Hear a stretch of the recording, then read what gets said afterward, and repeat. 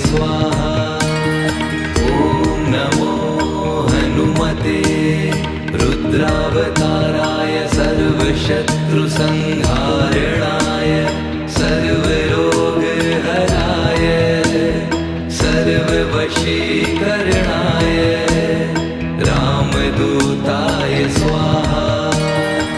ॐ नमो हनुमते रुद्रावताराय सर्वशत्रुसंहारणाय सर्वरोगहराय